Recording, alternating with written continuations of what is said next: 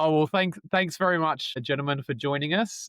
Much appreciated for taking the time. I want to first maybe tell us who you guys are, how you know each other, and what you do within the local guys. Okay, well, it's seeing I'm the old bloke. I'll head off. It's Greg and Mitch Windeatt, father and son team. So obviously we just chalked up our 2 years with the local guys. Yep. So in our And test and tag division. yeah, test and tack. Yep. Yep. And how we came to it. It all came about probably or just over 2 years ago. When Mitch found himself, he had a contract with Service New South Wales, and that finished up. So he was looking for something to do. He fancied an idea of working for himself. So I suppose as parents do, we sort of said, oh, well, we could maybe help you with that. I said it has to be something because I'd retired from my previous occupation, which was fire and rescue, New South Wales. So I said it'll have to be something I feel reasonably comfortable with. I've got a bit of background in. And funny enough, when I was with Fire and Rescue all those years ago, because we were shift workers, like a lot of firers, I had a part-time job. And I used to do a bit of contract work for a company called Quell Northern up here in Sydney, going around checking fire extinguishers, hose reels and all that. And it was I did that for a couple of years. And it was funny. It was just when the test and tagging was starting to come in, I sort of, oh, what's this all about? Life moves on. We decided to sell up and leave Sydney. We moved up here to Port Stephens. And I advanced my career in the fire brigade too. I'm sort of around all that period. So when Mitch sort of said that, I sort of had seen, I think, ads over the time for the gyms, test and tag and all that. So that's where well, might have a look at this. We'll start doing a bit of Googling, see what comes up. And that's when I think the local guys came up.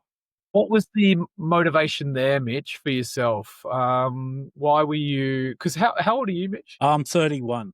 31. So Yeah. what was the motivation there to sort of look for, going to start something for yourself as opposed to going out and getting another job? Well, it was kind of given to me as a bit of a challenge. And I think Greg and I both saw that as a challenge to be beaten.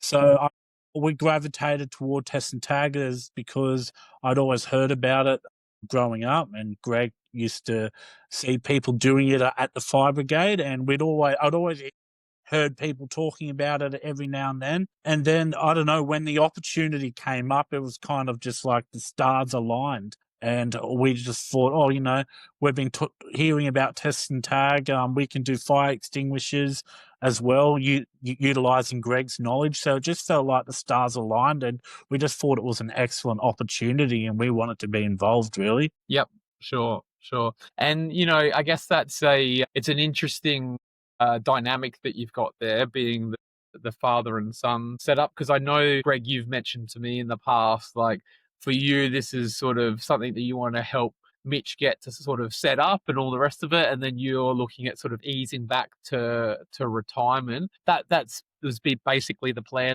how you guys saw it sort of unfolding. Have I got it right? Yeah, absolutely. That was specifically my idea in the early days. But here we are 2 years later, and I'm just as involved as anything. Look, I've actually enjoyed it. I feel like I have a bit of a flair for sort of running a business. I just having that background work I mentioned before. I thought, well, this is something. And the thing was also local guys. Going back 2 years ago, you were particularly in the growth phase. You still are now, Yep. but it Yeah. was you were just starting to grow, and I thought, well, this is something to sort of get on board with. Having said that, that is still my goal, is to step back. So and funny enough, just doing the Tony Meredith sessions, Tony's put some ideas into my head about, I suppose we'll get to that point where we sort of just, Mitch and I, reach a bit of capacity where we can't do much more because there's only so many hours in the day.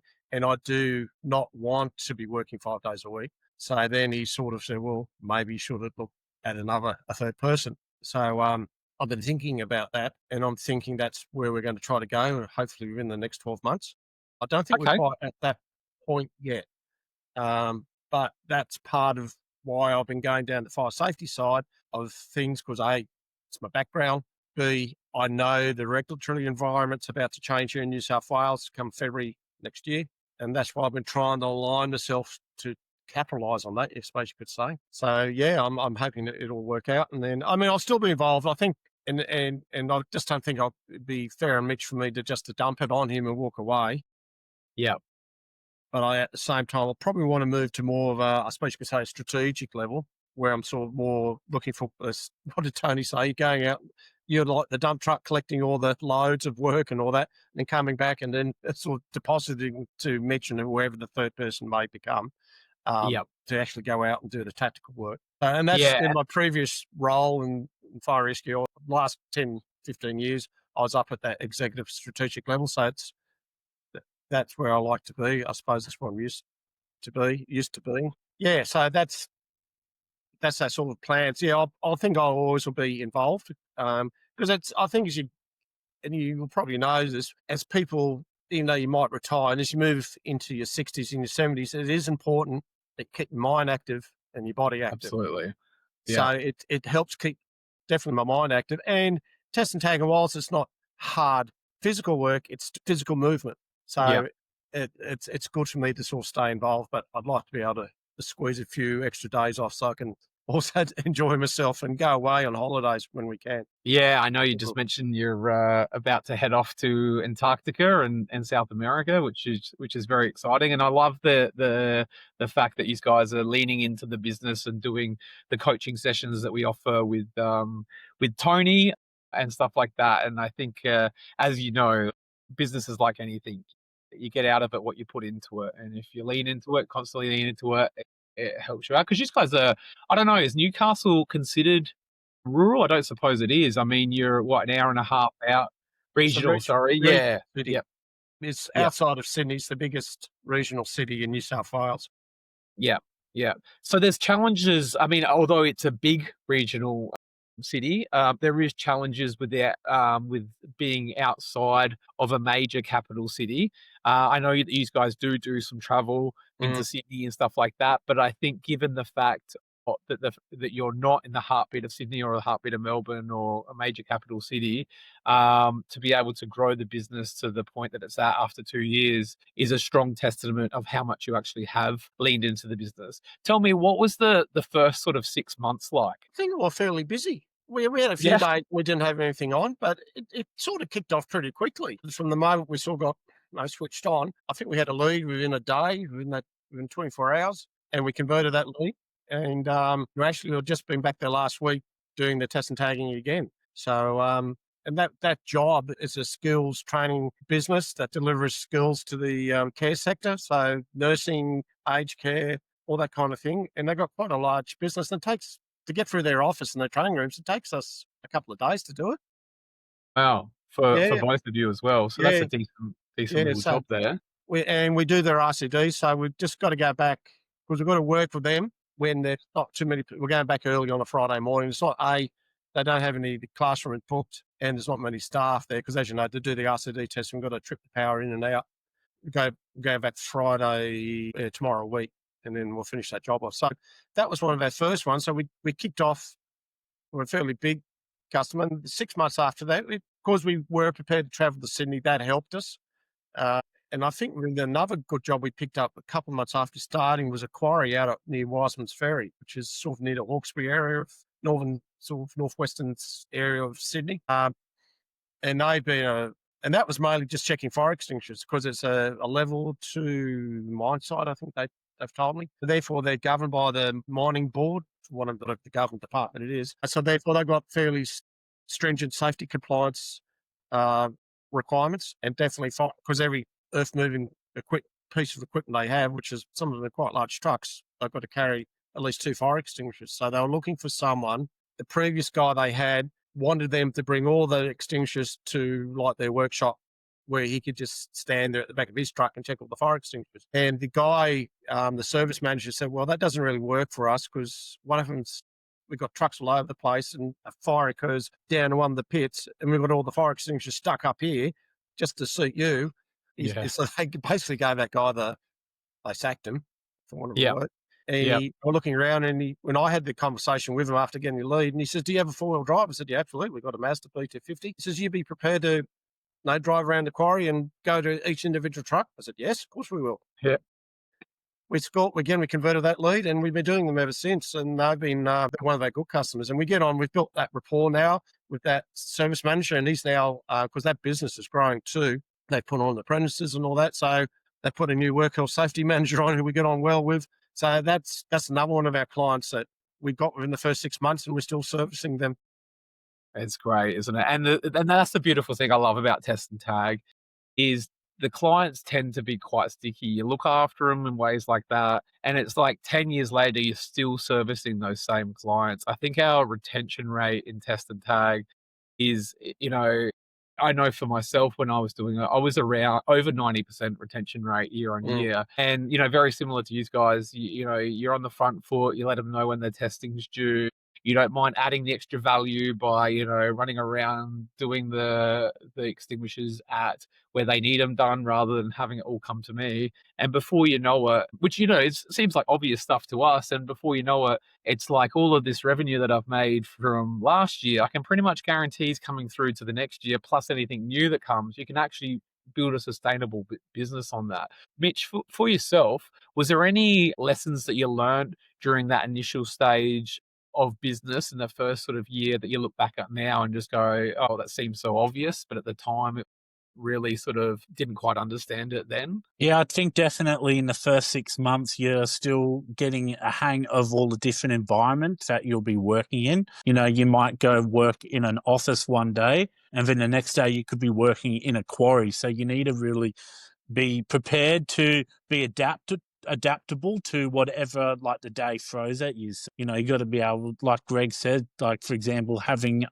four-wheel drive was the reason why we got that quarry job. So you're not always going to be working inside offices. You got to be prepared to venture out. And that's the beauty of the job, is that not every day is the same. Every day is slightly different, and it's that variation. And just like seeing like how businesses work on the inside can be actually very eye-opening. And it's great to just see how stuff is done behind the scenes. And that's one of the things I love about Test and Tagging. It's being able to just get work in all these different places and get all these life experiences. That's the best. That's the best thing, I reckon. I couldn't agree more. That was one of my most favorite things about the job, is I could literally go into all of these places that the general public would never get to. I've been in the federal police where they tap phone calls. I've been, to remote Aboriginal communities. I've been all over the place, and so fascinating to be able to see the interworkings of different businesses, because you're at different ones every single day. And although the job, is repetitive, every job's repetitive that you do in the world, but you get to go out to a different site and meet different people and see different things. So I couldn't agree more. That was definitely one of my most favorite things there as well. Greg, do you have any advice for any new franchise partners, particularly maybe someone that's coming on as a team, that you would give to them, having yourselves go through that experience now for the last couple of years? Yep. If they're coming in as a team, I suppose they want to make sure their team bond is reasonably good. Because Mitch and I, we do have to communicate, have the conversations to make sure we know what we're going to do at each job. But we work pretty well, actually. So we never have any real differences of opinion about how we're going to attack a job. We might get to a job, even if it's a job we've been to before. Obviously, we always say hello to our site contact and have a bit of a chat with them. Then we might do a little bit of a size up about, hey, what are they doing here today? Where can we start? Because we've got 2 testers now. And we'll go, Mitch, do you want to go do those couple of offices up there? I'll go down and start in the kitchen. So we have that little bit of you got to be able to just know you can work with each other, I think, is for people who are working as a team. So that probably for a team environment, just to make sure you can work with each other. And then also, I think you got to be open to, I want to say suggestions, open to where you're prepared to go. Like we were in the early days, we were prepared to go to Sydney, and that was when you didn't have many. I think you only had one other franchise partner down in Sydney at the time. So we did. I think we said we wanted to maybe try to do the northern suburbs to just make travelling a bit easier for us. But I'm glad we did. We've picked up some good clients from it, and we got accustomed to initially it was driving down to Sydney, but now we're quite accustomed to do. We have found somewhere to stay because we try to build when we got our Sydney run, we call it, to go. We try to group them together, and if we have to stay down overnight, we have somewhere where we stay now. That's at a reasonable price, and we build up a routine around that. So yeah, so anyway, and actually my wife's in the background, so yeah, we've now picked them up as a customer too. So I think it's making sure you can work as a team, being open to what opportunities come your way. Just don't go, oh, I just want to work within this enclosed or my area, and also trying to, I suppose, think bigger picture too. Sometimes you get a job, it might just be a minimum charge job, but sometimes you could step into some minimum charge jobs and opportunities can come from whoever you meet at that minimum charge jobs to maybe upsell, whether you might just doing their test and tagging, but maybe they need the fire extinguisher checked, or oh yes, we have another bunch of tradies who at another site that need their test and tagging done. So yeah, just keep your mind open to what opportunities You never know what's can going to come out present. of it. Yeah. Yeah, I mean, my favorite story on that one was we had one of our franchise partners in Western Australia go out for a minimum charge job. I thought it was going to be there for 5 minutes. It turned into the entire university. Mm. Massive job just from a minimum charge job. So you just Mm. never know Mm. what's going to come from it, which I couldn't agree more. Now, you did mention your lovely wife, Robin. Yeah, she's in the background. As our admin assistant. Yeah, well, that was my next question. So I know that she's on board as well. So she'll assist from helping to run the office side of things and send you guys out and try and keep you guys as busy as possible while you're out there doing the testing, and she's helping to run the office side of things. Is that how it kind of work? How does it work? Kind of. Rob mainly does, because we do our own reporting. So Rob mainly does that because she can type quicker than what I am, work or find a way around the computer quicker than what I can. So often I'll prepare what we've been, because we're still, a lot of the jobs we're doing, as you know, in excess of 100 items, particularly, we're still using your old raw data sheets. So I'll bring it home, like, okay, pages 3, 2, 1, whatever it is, and I'll give it to Rob. Can you type that up today? And then she'll do that. And then I'll come home and just attach the reporting and do the invoice. So, but that's a lot of work, Rob, doing basically that reporting work for us. I'll do most of the sending out emails and all that. I do that myself because I like to sort of map how we're going to do things, when are we going to do that Sydney run, and try to schedule it naturally to suit us. Sometimes we have to do it to suit the customer, but then that's when you've got to be a little bit adaptable and move. Okay, they want us to come on this particular day. Okay, I'm not going to do that business over there. I know I can sort of move them to this day. So that kind of scheduling, I suppose I don't mind doing it. It's yeah, so but Rob is mainly reporting as bulk of the work she does, and that does save Mitch and I a lot of sort of background work. Yeah, absolutely. And money, Rob just said, yeah, takes us having to pay for reporting. No. Okay, all right. If we lose you, we know why. Thanks, Mitch. Well, so before we lose you then, Mitch, maybe I'll ask you, do you ever have any disagreements? And if so, how do you sort of resolve that? Being a family business, there's 3 of you in there now. How do you kind of navigate that? I think he's gone. We've lost him. I'm going to put the question over to you, Greg. So family business, there's 3 of you in the business. How does it work if, because surely disagreements come up. I wish to say that my family never had any disagreements or anything like that, but I'd be lying. They probably had 3 just while we've been having this conversation. How do you navigate that, and how do you sort of resolve that in a family business with 3 people in there?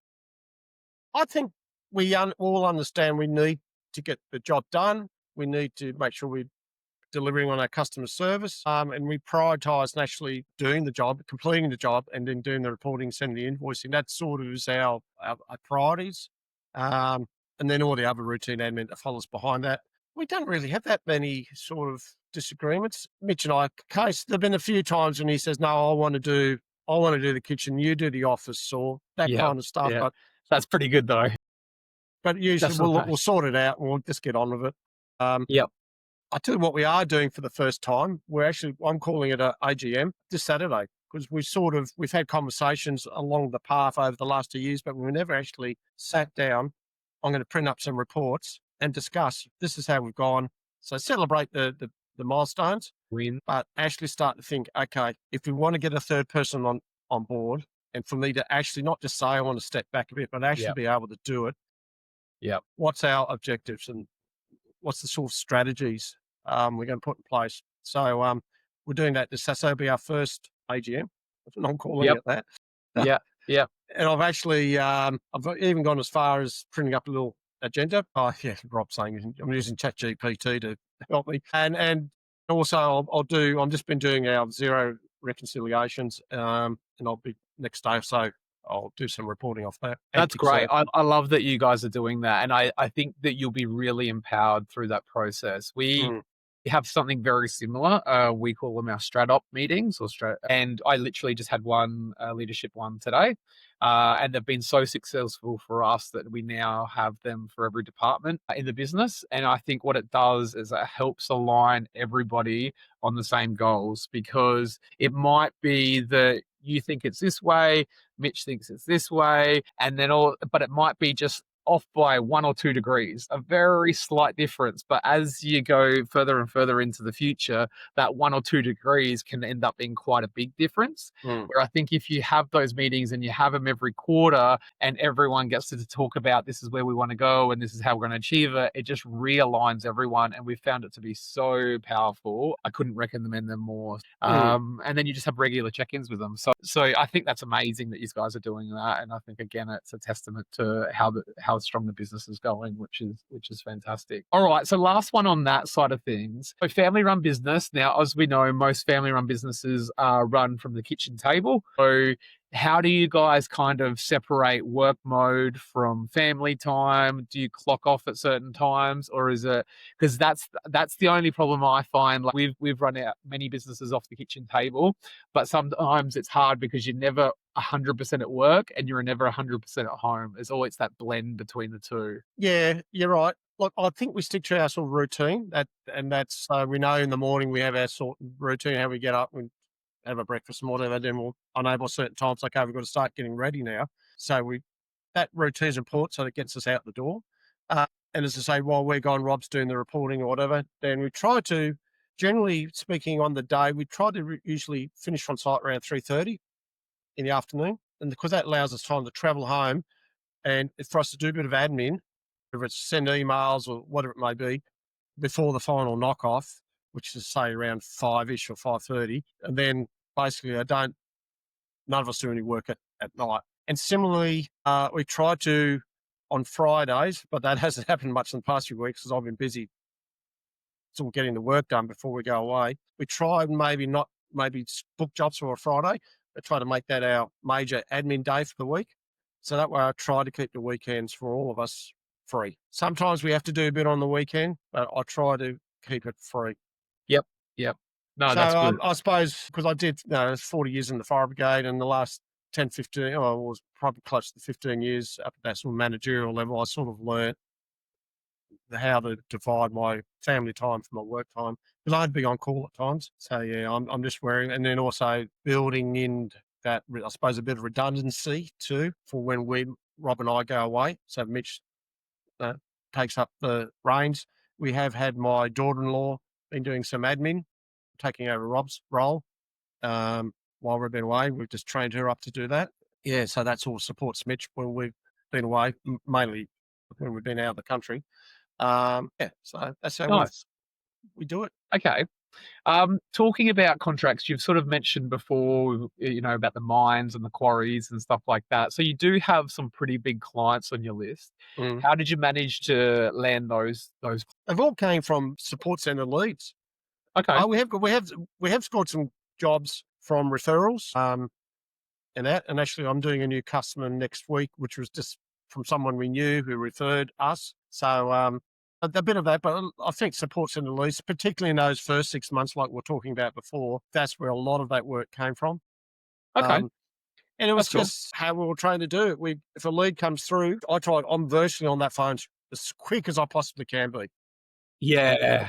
And I think that's a massive one That there. is that time bound. Yeah. Yeah, if I can do it there and then on the spot, I will. Sometimes we're in the middle of doing something, so I've got to wait maybe 10, 15 minutes. But I try to get to that contact as quick as I can, have that conversation with them, try to understand what they're after, send them the quote virtually, because I'll do that on the phone. And then, follow up following day or 2 days later. And then once I sort of get the yay or nay, I always send the client contact form. That'll be my next step, because I like to just get that detailed information for them. And also it's the opportunity to do a bit of upselling. We do these other services, fire extinguishers, microwave leakage, RCDs. So you can tick those boxes if you need something else done. And so it's a good little sort of, when I say tactic, it's a good little way of just Value trying to add. do a bit of upselling. Yeah. What is a Yeah, tactic? yeah. Yeah. Yeah. And it's amazing how many actually come back where, they might have only wanted one service, and it's amazing how many of those come back and you've got 2, 3, 4 services that they've ticked. Yeah. Yeah. So great tool. Absolutely. So how has the income sort of been? Pretty good. Gross sales, I know, so I just had a look at it the other day. In our first 12 months, our gross sales are around that 90,000 mark. This last 12 months, it's 110,000. So that's gross. I haven't worked out. I've got to do that. That's why I was doing a bit of zero work.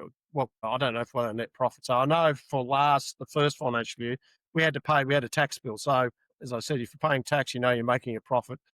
Yeah. I think it's from what I saw, I think you're around double that first year now, Okay. somewhere around Yeah. there. Yeah, I mean, I just remember when we went to the first, because I just look at it, kick serve, and when you're seeing the invoices as like that ongoing perpetual count. And I just remember that on the first 12 I saw, that was about 90. And I thought it'd be good to get the second 12 months or the second year to crack the 200, which we have. So, yeah, and I've got to, So I haven't done the detailed reporting. That's for the weekend. Yep. So 200, and that's, obviously that's with 2 of you in the business as well. So Yeah. or It does help, because we got that and we got the 2 testers. It does Yeah. help our capacity. If or one of us was by herself, I can understand it. There's one person, one tester. It probably can't get through that work as quick. Yeah. Yeah. You're not going to get a Friday. You're not going to get an admin Friday day if you want to be sitting there hitting we those try sort to of have. numbers. Yeah. Yeah. Yeah, exactly right. No, that's good. Okay. Now we've talked a little bit about upskilling with Tony. Mm. Now, I know you also mentioned about upskilling yourself in regards to fire testing and stuff like that. You've been very on the front foot around that type of training. Do you want to just talk about that a little bit and why you've been so aggressive on making sure that you're upskilled as much as possible in regards to fire and everything like that? Yeah, well, my background, first of all, that was probably the key sort of foundation. And it was, so I had a natural inclination to go that way. Also, it was funny, we went to Flamestop. This is probably in the early days when we've just started. So probably not quite 2 years ago, but maybe we're in our 3rd or 4th month. And we bumped into another contractor there. And he said, oh, yeah, he said, no, blah, blah, blah, blah. He said, the legislation for New South Wales changing come February. And I was like, well, what's going on there? And he said, oh, well, it's going 1851 for servicing not just fire extinguishers, but fire hose reels and all kinds of fire safety products. It's going to become mandatory, not just recommended practice. So in New South Wales. And also he said, it's basically saying that you've got to be a competent, not just you think you are, you have to actually prove you are a competent person. So that started me, oh, okay. So did a bit of Googling, and then I got onto, and I think it came from a conversation with Damien Collins, XGM Compliance, and I did do a bit of research, but I ended up landing with them. So I did my certificate too. I think inspection and testing fire safety, I think it's what it's called, and there's obviously a competency course number attached to it. So I did that, and that took me a little bit longer than what I thought. I think I did the 4-day online sort of Zoom training part of it. That was in July last year, July 24. I didn't end up thinking, I'll knock this over in about 3 or 4 months. I know all of this. Oh, I was wrong. I actually learned some stuff I wasn't aware of, and I think I finished it back in April this year. So that was a milestone and kicked a goal there. But so what does that give you? What services does that give you to the ability to test now that, a lot of other people out there can't test? So you can go through and do your fire hose reels, fire hydrants. Hose reels. It didn't involve hydrants were another module on. Yep. So I chose not to do hydrants because the complications around booster systems and all that. I just thought I'd kiss it. I'll keep it simple. So extinguishers, fire hose reels, and generally you can tell where they're going to be connected to a booster system. Lights, I can do fire doors. I thought I'd just keep it simple. There's enough work just in that. Yeah. So that, and then once I got that certificate, I then approached the FPA, FPAA, and said, this is my skill level. And they've then accepted that certificate too. And I said, okay, I think they've accredited me as a technician to be able to inspect a test on extinguishers, lights, and fire. I just kept it fire hose rules because I had to prove a bit of background experience. I had to sort of do analysis of all our jobs to show how many fire doors I'd actually checked. And I thought, well, really, I don't have any. So I just stuck to the knitting, so to speak. So I've done that. Then I got that accreditation. Then I knew with this upcoming, which kicks in 13th of February next year, I thought, because I've had a few people over the last 2 years when we've been doing the fire safety stuff actually said to me, can you sign off on annual fire safety statements? No, I can't. Yeah. So I thought, well, and one company under the NDIS, it's like these NDIS care homes, they've actually said to me, because I said, look, I'm looking going down this path. They said, well, once you do, come back and see us or contact us because we'd really appreciate someone who could do it. We're having trouble finding people to do it who can sign Yeah. off. So that's why I'm now doing my final accreditation, which means I had to do an extra couple of modules, an extra 3, which I've just completed 1 today, and I've got 2 to do, and they're basically around assessing building fire safety plans, I think it's called, and then assessing building fire safety systems. So they're the only, I've only got 2 to go now. Then once I've done that, I can then go and get the certification, for want of a word, to be able to do it. And then I think you actually got to pay a fee for it, but then I'm on the registry. I think it's valid for 2 years. I think it's 2 years. So then nationally, once I've done that, I will then start marketing with our existing client base, probably reasonably heavy, and I'll probably do, and then also local marketing in their area. Because I know Australia, often over the last 2 years when I've been trying to upsell with, do you need your fire extinguishers done? How often I've been told, I know strata managers look after that. Oh God, that's a market I've got to get, like facility managers, facility Yes. management companies. Or I've got to get into this somehow. I've got to crack this little nut wide open because I think there's obviously other companies trying to do the same. But I've just once I get that certification for annual fire safety statements, I think that'll be a good one to explore. And the beautiful thing about that is And that's why I've been upskilling myself. yeah. Well, I mean, that's the thing. Like people sort of say, oh, it's a harder barrier to get into and stuff like that. But sometimes having a higher barrier to entry is a fantastic thing because all of a sudden, for those people that have gone and done that additional upskilling and all the rest of it, the competition's a lot lower. The price that you can put it out at is higher because you need a higher skilled technician to come in and perform that, and there's less of them. So all of a sudden, it's like for that bit of time, effort, and energy and money that went into it, I'm getting it tenfold in the number of clients that are coming in. And then guess what? They need their test and tag done. They need their LCDs done, and it just compounds and compounds and compounds. Exactly. So I think it's very wise. Yeah, and that's very good words of what you said about that high barrier entry, because I was just in our kitchen conversations, because I've had to pay a fee to do these modules. I said, no, I had to pay money to do the certificate too. Now I've had to pay another fee to do these couple of modules. And I've had to go through, I've had to do multiple choice. I've had to do 3 live sort of scenarios that we had to video and send them in about how I deal with customer service. And as I said to Rob the other day, a lot of people just went, Yes. I haven't got time for that. I'm not spending money on that. But it creates that barrier to the average Joe Blow, for want of a word. Which is great, which is where you want to be. That is fantastic. We see that a little bit with our pest control division. I think it's not as straightforward to get your license as, say, maybe, a 1-day course like it is for test and tag or for cleaning. Anyone can pick up a mop and call themselves a cleaner. Where, pest control is a little bit more full on as far as getting licensed and all the rest of it. But on the other side of that licensing and a little bit, on the cost involved in that, and then, more in insurances and stuff like that. But on the other side of that, it's a lot more open and you can charge quite a bit more and stuff like that because that barrier to entry is a lot higher. All right, cool. Well, I want to thank you so much for your time. Greg, and I know we lost Mitch partway through, but I want to thank him for his time as well. I think it's been a really great window into this story of the Windeatts and the success that you have built in a short period of time, and then you continue to build. I'm excited to see where that business goes, and I'm also excited to see you in the next chapter of your life, where you do get to sit back a little bit more and enjoy the next chapter of life, and then see Mitch come in and take over the reins in that driver's seat more, which would be great to see. And I know that you've got an exciting trip coming up very soon, where you're off to South America and off to Antarctica and stuff like that. So I wish you, both yourself and Robin, an amazing time there, and give Mitch. I know he's hobbling around on one crutch at the moment, so it doesn't.